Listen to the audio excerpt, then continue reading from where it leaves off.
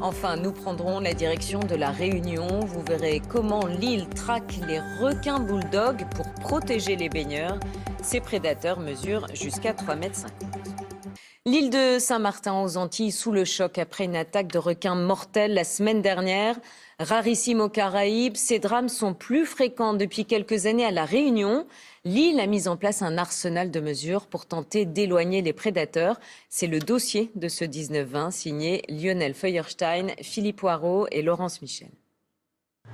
Chasseur de squales, Gérard Zitt et son fils Vincent traquent les requins tigres et bulldogs depuis 3 ans.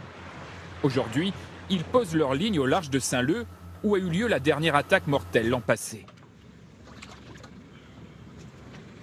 Quand le gars s'est fait attaquer là, le lendemain, la mer était un peu forte là le jour, le lendemain je suis venu, on a mis là et des palanques de fond et on a pris le bulldog.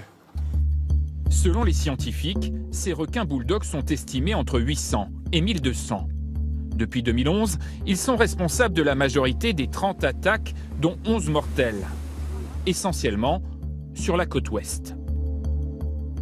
Face à la menace, une pêche scientifique ciblée a été mise en place. Grâce à cette balise GPS, Gérard et son fils sont immédiatement prévenus. Ils interviennent dès qu'elle sonne.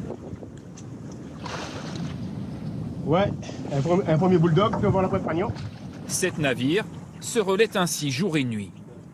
En 2016, au pic de l'activité, 49 bulldogs ont ainsi été prélevés.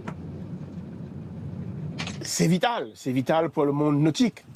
Si on veut continuer à ce qu'il y a des clubs de plongée, des surfeurs, des nageurs, il faut qu'on fasse ça. Ce programme est piloté par les scientifiques du Centre Sécurité Requin.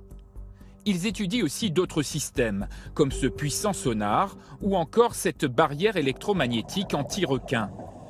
Selon ces experts, depuis 2 ans, les bulldogs seraient moins nombreux. Les signaux pour l'instant sont plutôt favorables. On a vraiment une diminution de la fréquence des attaques qui est très marquée dans l'ouest, là où on travaille. Et donc ce qu'on espère, c'est que ça va se poursuivre. Mais certains à La Réunion aimeraient aller encore plus loin et plus vite. Comme cette mère de famille dont le fils a été tué en 2017.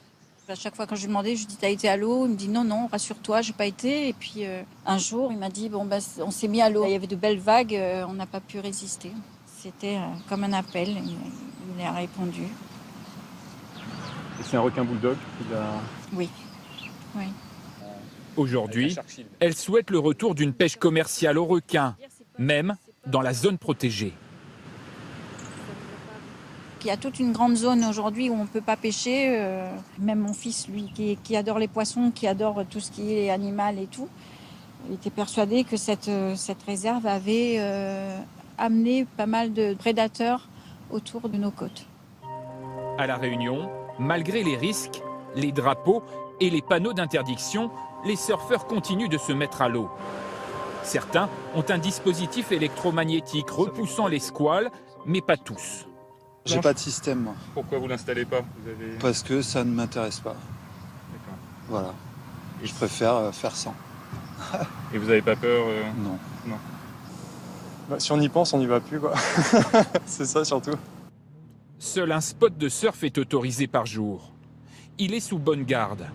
2 bateaux de protection en surface, des caméras sous-marines et une demi-douzaine d'hommes grenouilles. On va avoir un masque avec une GoPro qui est allumée en permanence quand on est dans l'eau. Un garrot qui va nous permettre, s'il y a un souci, de venir sécuriser la personne. Un débordoir qui va nous permettre de repousser le requin avec sifflet. Avec tout le dispositif qu'on met en œuvre, en fin de compte, ça repousse vraiment les requins. Le risque zéro n'existe pas, rappellent les autorités. Dans les prochains mois, un 2e spot de surf pourrait être autorisé. Il sera lui aussi extrêmement surveillé.